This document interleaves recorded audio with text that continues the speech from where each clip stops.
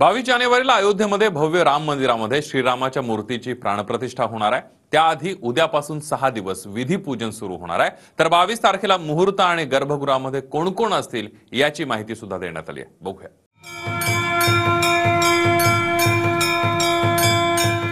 22 जानेवारीला भगवान श्री राम लल्लांच्या मूर्तीच्या प्राणप्रतिष्ठेआधी 6 दिवसांच्या पूजन विधीला सुरुवात होणार आहे। 16 जानेवारीला दशविधी स्नान विष्णू पूजन, 17 जानेवारीला शोभायात्रा निघेल आणि शरयू नदीचं पाणी मंदिरात आणलं जाईल। 18 जानेवारीला गणेश अंबिका पूजन आणि वास्तुपूजन होईल। 19 जानेवारीला अग्नी आणि नवग्रहांची पूजा हवन होईल।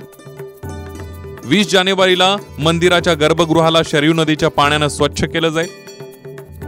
21 जानेवारीला 125 कळसांच्या पाण्यानं रामलल्लांच्या मूर्तीला जलाभिषेक केला जाईल। पूजन विधी 21 जानेवारी पर्यंत असेल आणि 22 जानेवारीला दुपारी 12:20 प्राणप्रतिष्ठेला सुरुवात होईल आणि 1 वाजेपर्यंत पूर्ण होईल।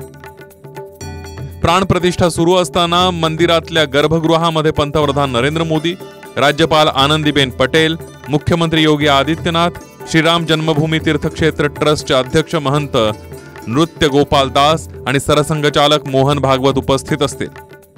प्राण प्रतिष्ठा दोपहर 12:20 पर प्रारंभ होगी। प्राण प्रतिष्ठा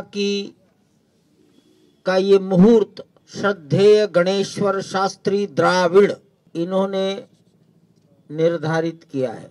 गर्भगृह में गरिमामय उपस्थिति जिनके सम्मुख सब काम होगा वो भारत के माननीय प्रधानमंत्री जी, राष्ट्रीय स्वयंसेवक संघ के सरसंघचालक जी, उत्तर प्रदेश के मुख्यमंत्री महोदय, उत्तर प्रदेश की राज्यपाल महोदया आमंत्रित किए गए हैं। अयोध्याच नाही तर संपूर्ण देशाला श्रीरामाच्या मूर्तीच्या प्राणप्रतिष्ठेची प्रतीक्षा आहे।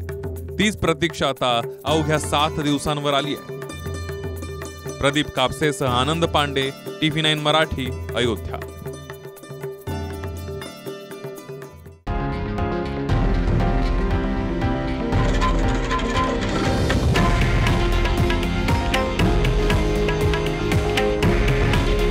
हे आहे देशातील नंबर 1 न्यूज नेटवर्क आणि आपण पाहत आहात TV9 मराठी। काळजी तुमची, हित महाराष्ट्राचं।